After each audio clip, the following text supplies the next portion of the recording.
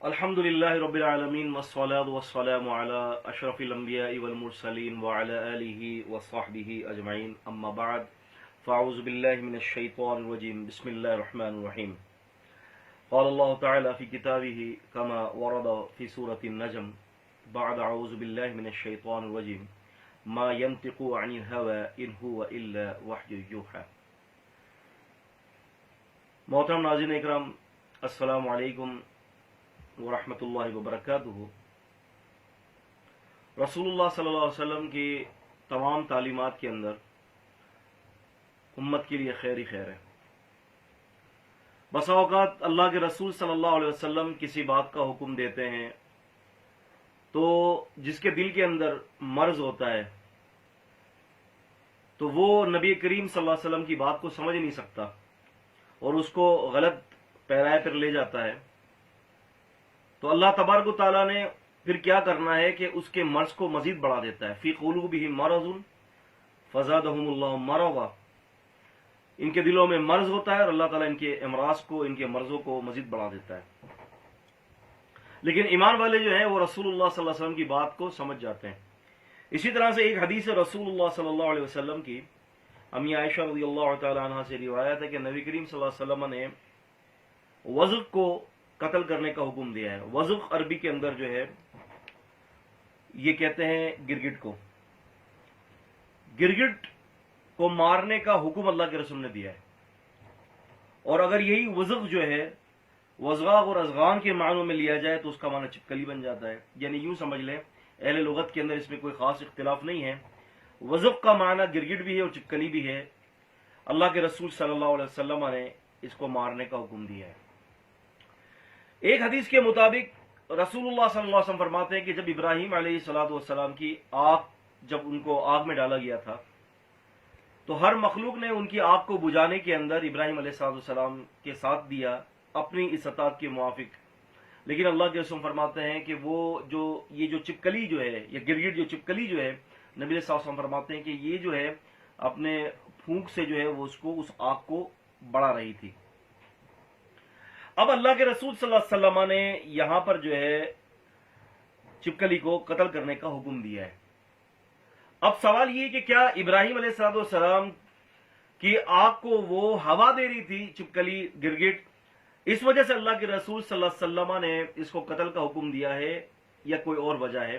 تو پہلے تو اس بات کو یہ سمجھ لیجئے کہ رسول اللہ صلی اللہ علیہ وسلم نے جو حکم دیا ہے گرگٹ کو قتل کرنے کا، آپ نے یہ وجہ بتائی کہ وہ فسادی اور موذی جانور ہے، یعنی اس وجہ سے نہیں کہ اس کو قتل کا حکم دیا گیا کہ ابراہیم علیہ السلام کی آگ کو پھونک مار رہی تھی۔ اصل میں اس کی طبیعت کے اندر جو ہے وہ آپ یہ سمجھ لیں کہ فساد ہے، اور اس کے اندر جو موذی زہر ہے جو وہ پھونک کے ذریعے، وہ اپنی تھوک کے ذریعے، اپنے پھونک کے ذریعے جو ہے وہ اڑاتی ہے، اور لوگوں کو جو ہے دیگر جو انسان ہوتے ہیں اگر ان کی غذا کے اندر وہ جو شامل ہو جاتی ہے تو ان کے لیے باعث ہلاکت بس اوقات بن جاتا ہے۔ اللہ کے رسول صلی اللہ علیہ وسلم نے اس کے زہر کی وجہ سے اس کو مارنے کا حکم دیا ہے۔ اب مسئلہ یہاں یہ ہے کہ ملحدین یہ اعتراض کرتے ہیں یہاں پر کہ کہتے ہیں کہ اگر جب ایسا ہی تھا تو پھر اللہ نے پیدا کیوں کیا؟ اگر یہ ایسا ہی تھا تو پھر اللہ تبارک و تعالیٰ نے پیدا کیوں کیا ہے؟ اللہ تعالیٰ پیدا ہی نہ کرتا۔ تو اس کا جواب یہ ہے کہ اللہ تبارک و تعالیٰ کو کیا چیز پیدا کرنی اور کیا چیز پیدا نہیں کرنی یہ میرا اللہ خوب جانتا ہے۔ دوسری بات یہ کہ ربنا ما خلقت ھذا باطلا، اللہ پاک نے کسی چیز کو جو ہے وہ بیکار پیدا نہیں کیا۔ اگر انسانوں کو اس کے شر سے ڈر ہے تو انسان کو اللہ تبارک و تعالیٰ نے حکم دیا ہے کہ اس کو مار دے، لیکن اللہ رب العالمین جانتا ہے کہ اس کے اندر کوئی اور بھی فائدہ ہو سکتا ہے، لیکن اس کا جو فائدہ جو ہے اس کے نقصان سے کم ہے، نقصان زیادہ ہے۔ آپ دیکھیں نا کہ اگر مثال کے طور پر آپ کا کوئی چھوٹا بچہ ہے، اگر اس کے اوپر بچھو آ کر بیٹھ جاتا ہے اور وہ ڈنک مارنے لگتا ہے تو آپ کیا کریں گے؟ آپ بچھو کو ماریں گے یا آپ بچھو کو اپنے بچے کے منہ پر یا اپنے بچے کے جسم پر چھوڑ دیں گے؟ آپ یہی کہیں گے کہ بھائی یہ تو اس کو مار دو ورنہ بچے کو مار دے گا۔ یہ تو جب تقابل ہوگا، کمپیریزن ہوگا انسانی جان کا جانور کے جان سے، تو لازمی سی بات ہے، یہ ایک فطری عمل ہے کہ آپ جانور کو مار دو گے تاکہ ایسا نہ ہو کہ وہ جانور آپ کو نقصان پہنچا دے۔